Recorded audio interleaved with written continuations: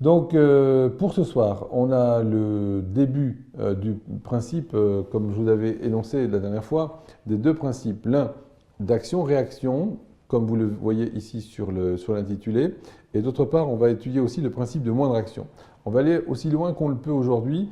J'envisagerais volontiers de pouvoir boucler à la fin de la semaine, après donc le cours de demain, l'ensemble des 70 paragraphes introductifs de l'organon pour ce qui est de, comment je dirais, le survol du principe de la médecine homéopathique, puisqu'ensuite on va rentrer réellement dans le vif du sujet. Ça sera l'établissement des critères morbides, c'est-à-dire comment étudier les cas, par quel bout les attraper, quels sont les symptômes qu'il faut négliger.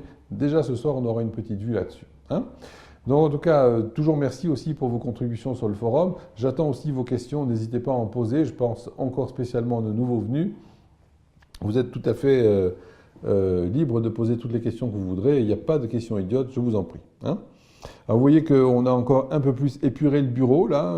Nous avons une nouvelle technologie qui est encore apparue. La devise de Nico, c'est toujours plus haut. Je ne sais pas où ça va s'arrêter, mais enfin, ça devient de plus en plus fascinant. Je ne comprends même pas clairement comment ça fonctionne, mais ça fonctionne. Alors on va prendre le paragraphe 65, si vous voulez bien. Nico, merci. Pouf, voilà. Voilà, principe d'action-réaction, on va y arriver. Alors, voilà ce que dit Hahnemann. Moi, je n'arriverai pas à lire directement là-dessus, mais je pense que vous tous, vous pourrez bénéficier du grand écran quand il voudra l'afficher. Nico, non?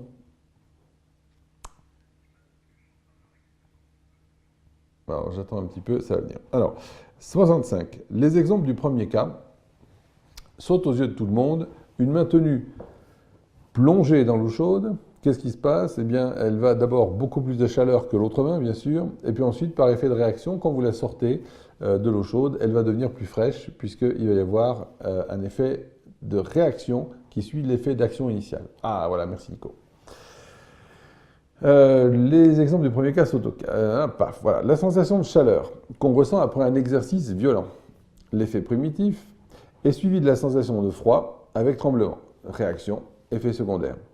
Celui qui hier s'était échauffé pour avoir bu du vin de tout son saoul, effet primitif, est aujourd'hui sensible au moindre courant d'air. Vous savez là aussi que le vin, l'alcool, depuis l'époque de Hippocrate, ce sont des substances réchauffantes.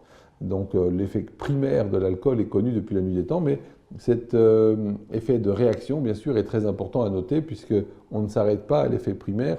Ce qui compte, je vais vous rabâcher les oreilles avec ça, ce qui compte dans l'élan de guérison, c'est la réaction secondaire qui implique l'action primaire du remède.